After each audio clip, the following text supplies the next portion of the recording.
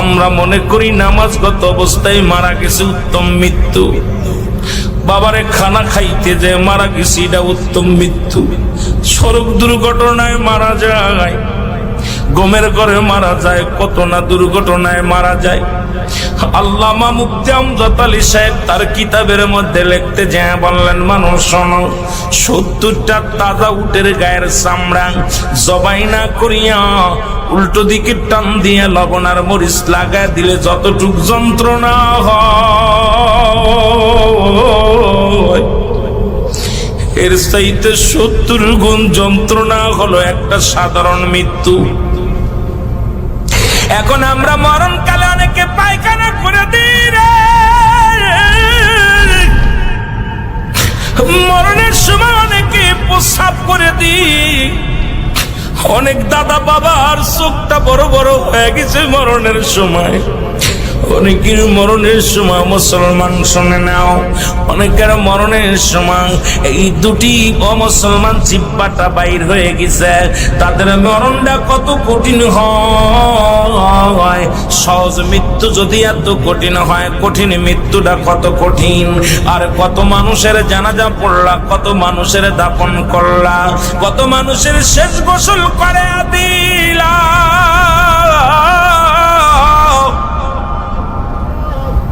আজকে একবারও চিন্তা করলে না তোমার গোসল কে করাইবে, তোমার কবর কে খুঁড়বে, তোমার জানাজা কে পড়বে রে মুসলমান, তোমার কে তোমার দাফন করবে? আল্লাহ, এই কার জন্য তুমি সুদ খাও, কার জন্য ঘুষ খাও, কার জন্য জিনা ব্যভিচার করো, কার জন্য মিথ্যা মামলা দাও, মিথ্যা কথা বলো, কার জন্য পরের বউ ভেঙে নিয়ে যাও, কার জন্য তুমি অন্যায় পথে পা বাড়াইলা, দুনিয়ার সম্পদ করলাও। এই দুনিয়ার সম্পদ খাবে লোকে, তোমার দেহটা খাবে পোকে। এই দেহ কেন তোমার পোক পাকালিতে খেয়ে ফেলবে? ও মুসলমান, এমন দেহ করো যে দেহটার মধ্যে পোকা লাগবে না, যে দেহটার মধ্যে কোনো পোকামাকড় এসে লাগবে না, সাপ বিচ্ছু লাগবে না।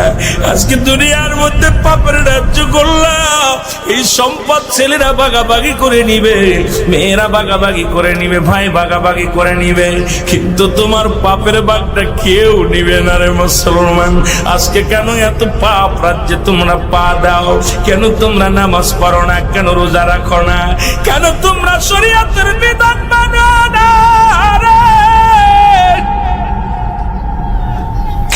এই দুনিয়ার মানুষের কোন দিন যেন ডাকে যাবে আল্লাহ,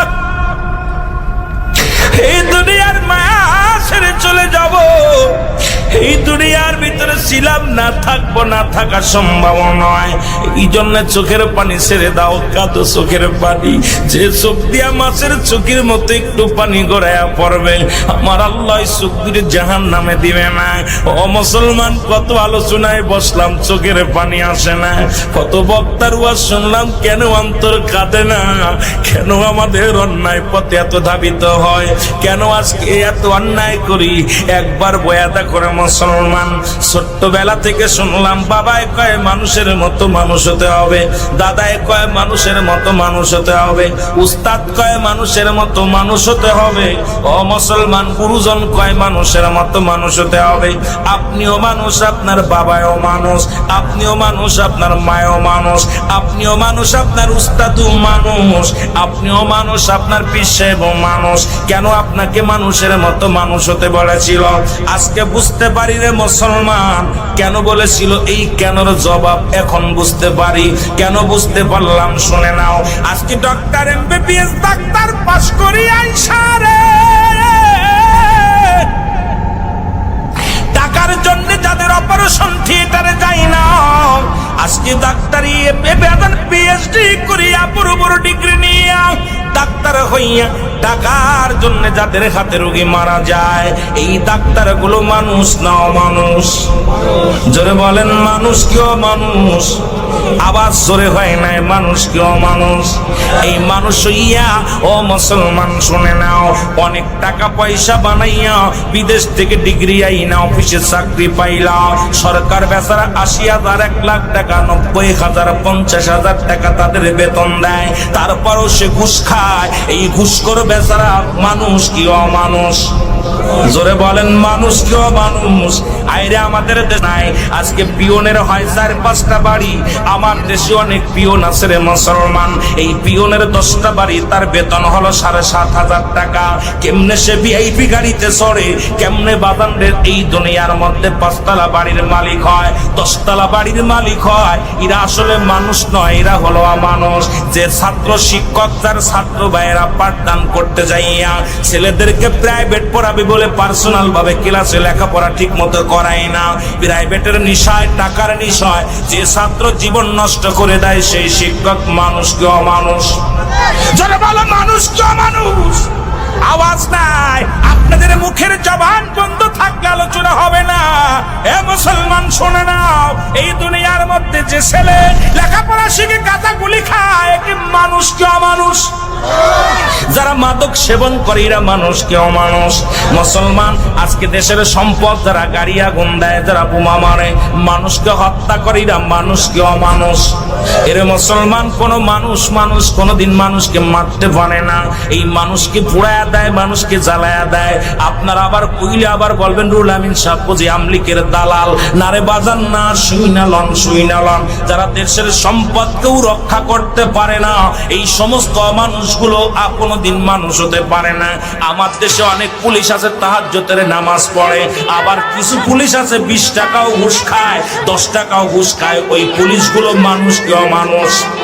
যারা বলো মানুষ কি অমানুষ? আজকে যারা মানুষ হইয়া লেখাপড়া করিয়া গো, বাবা মায়ের বৃদ্ধ বাবা মায়ের তাদের কাছে টাকা হয় না রে।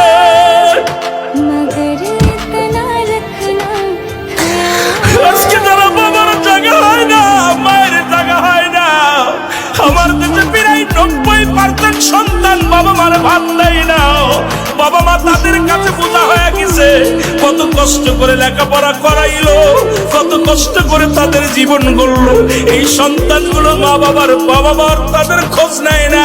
এরা মানুষ তো মানুষ। আরো জোরে বলো।